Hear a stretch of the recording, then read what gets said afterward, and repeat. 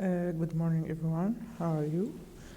Today we will discuss the Unit 3, the first lesson in this unit, which talk about the mixtures with different types, mixtures with different types, which may be homogeneous or heterogeneous.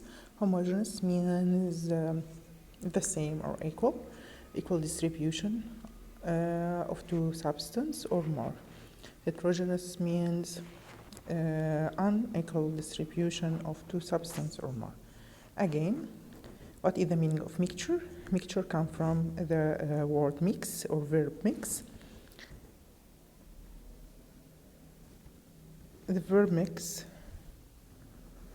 means two or more substances are come together with different ratios with equal or unequal distribution. If the mixture is homogeneous, this is called solutions. If the mixture are heterogeneous, this is maybe colloids or suspensions. The main difference between solution, colloids, and suspension is the particle size of the minor amount of the substance with a minor amount. Solutions has or have the minimum particle size, so their component cannot be distinguished by naked eye or by electron microscope. While colloids, their particles is larger than solutions but smaller than suspensions.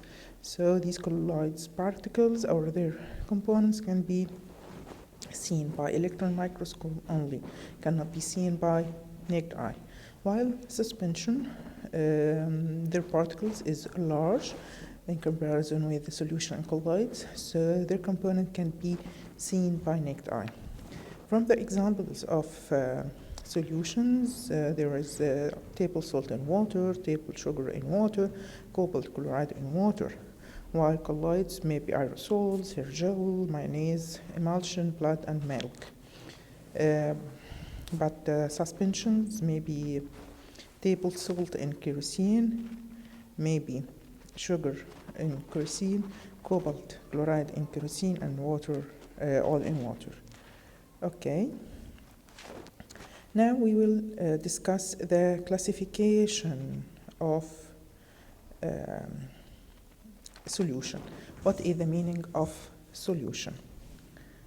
The solution, it is the substance which are consist of two substances together. The two substances, the first one called solid and the second called solvent. The solid, it is the substance present with minor amounts, while the solvent, it is the substance which present with major amounts. Okay, so the solution means two or more substances mixed together without any chemical reaction or any chemical combination. This is an important point. If we classify the solution, we can classify them on the basis of three bases, maybe on the basis of physical state of the solvent. The second base is the ability to conduct electricity. The third base is the degree of saturation. If we take the base of physical state of solvent, the solutions will be divided to gaseous solution, liquid solution, and solid solution. Gaseous solution in which the solvent is gas, liquid solution in which solvent is a liquid, while solid solution, the solvent in these solutions is a solid. Here are many examples for each type of this solution, but we will stress on the new word called amalgam. Amalgam, it is a mixture of liquid solid in a solid solvent, like silver amalgam, gold amalgam, which consists of mercury liquid dissolved in silver or gold solvent. Here, solid and solid solutions, they are called alloys. For example, nickel chrome alloy. If the solutions are classified on the basis of its ability to conduct electricity, it will be divided into electrolyte and non-electrolytes. Electrolytes, they are the substance which their solutions or moltens can conduct electricity due to the presence or its dissociation into free ions. While non-electrolytes, these are substances which their solutions or moltens cannot conduct electricity because they are not dissociated or ionized into free ions. Okay.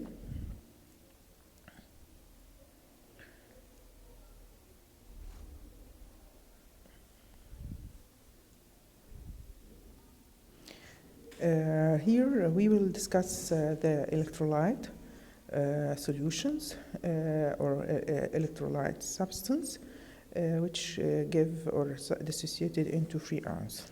These electrolytes may be classified to weak electrolytes and strong electrolytes. Strong electrolytes, that means the substance which conduct electricity very in a strong way or excellent way due to their ionization completely into free ions, while the second type of electrolytes, which called weak electrolytes, these are substances conduct electricity but weakly due to the incomplete ionization or due to their partial ionization of some molecules to free ions. Here some examples for completely ionized substance, which may be ionic compound or polar covalent compounds. And some examples on the weak electrolytes, which are incompletely ionized substance, for example, ammonium hydroxide, acetic acid, and pure water.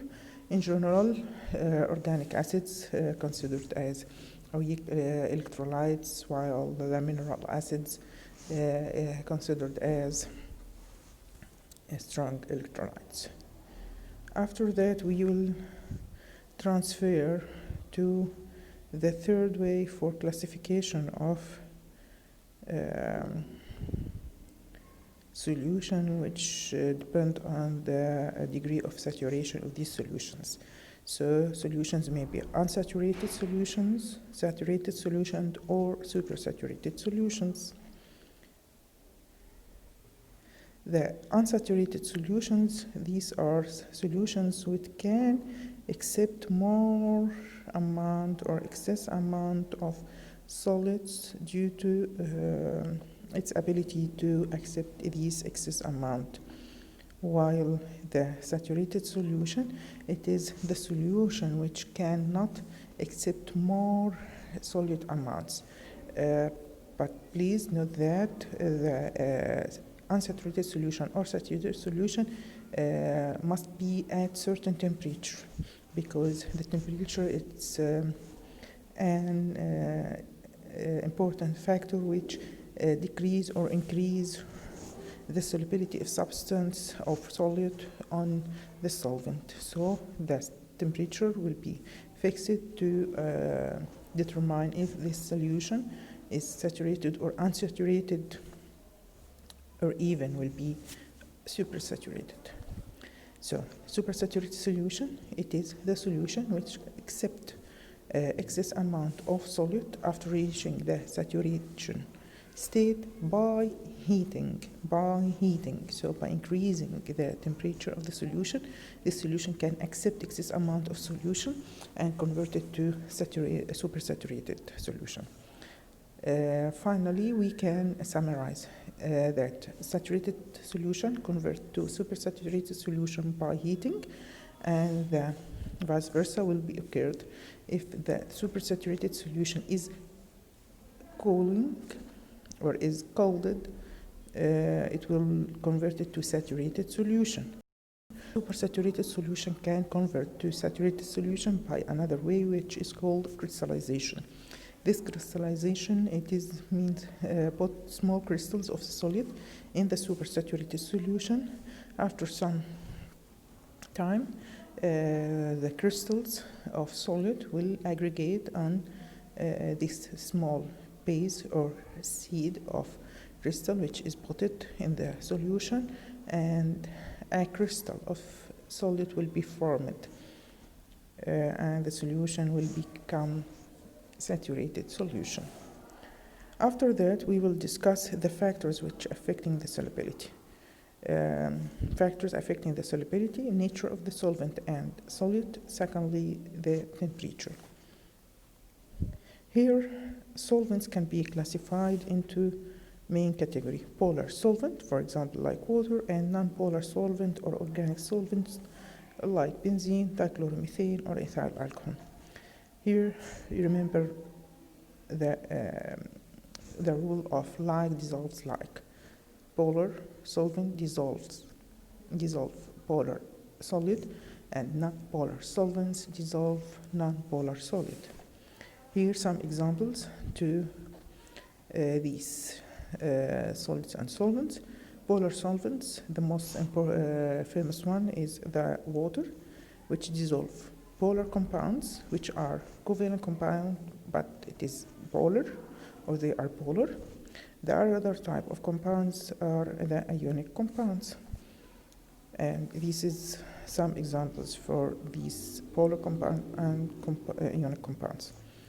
But for non-polar solvents or organic solvents, which dissolve non-polar covalent substance, for example, methane, grease, fat, oil, and iodine.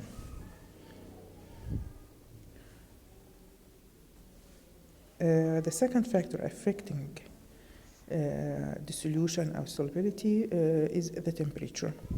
From this graph, we will conclude that the most of solids, its solubility increase by increasing the temperature. For example, sodium nitrate, potassium nitrate, and calcium chloride. But some substance like sodium chloride, its solubility increase but slightly with increasing the temperature. But for example, cesium sulfate, its solubility decreases by increasing the temperature. So there are three classes of substance which affected according to its effect by the increasing in the temperature. Like this, there are three cases. The solubility of most salts increases greatly by increasing the temperature, like sodium nitrate, potassium nitrate, calcium chloride, and calcium chlorate, while the solubility of some salts increases but slightly by increasing the temperature, such as sodium chloride. Finally, the solubility of some salts decreases by increasing the temperature, for example, cesium.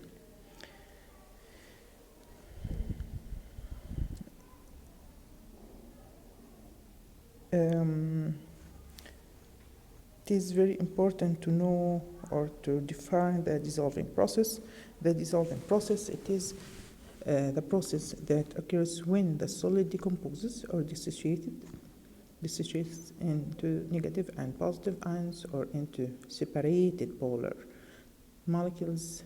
Each of them binds to the molecule of the solvent. Like this diagram, which illustrates table salt, which is called sodium chloride. When put in a glass of water, the ions of sodium chloride will be dissociated into positive ion of sodium and negative ion of chloride, and each ion will be surrounded by water molecules and separated from the main crystal. So this is called a dissolving process. Here, the factors which increase the speed of dissolving process, The speed of the dissolving process depends on three factors: surface area of solid. For sure, sugar powder will be dissolved more quickly than the cube of sugar. The second factor, or the second factor affecting the speed of dissolving process is the stirring process. For sure, if we put one spoon of sugar in a water glass and stir it, will be dissolved more quickly than the other glass with the same amount of water and the same amount of sugar without no stirring process. Finally, temperature will be increase the dissolving process. For example, if we put a spoon of sugar in a cold water and the same mass of sugar in hot water, for sure the dissolving process in a hot water will be more quickly. Here we will define the solubility. The solubility, it is the amount of solid in grams which dissolves in 100 grams of solvent to form a saturated solution at standard temperature and pressure, and it is estimated in gram solid per 100 grams of water. Like here, this is a dissolving process of glucose in water due to the formation of hydrogen bond. Glucose molecule, it is a nonpolar covalent molecule, but when it dissolved in a water, the OH group which present in the glucose will form hydrogen bond with the water molecules, which increase its solubility.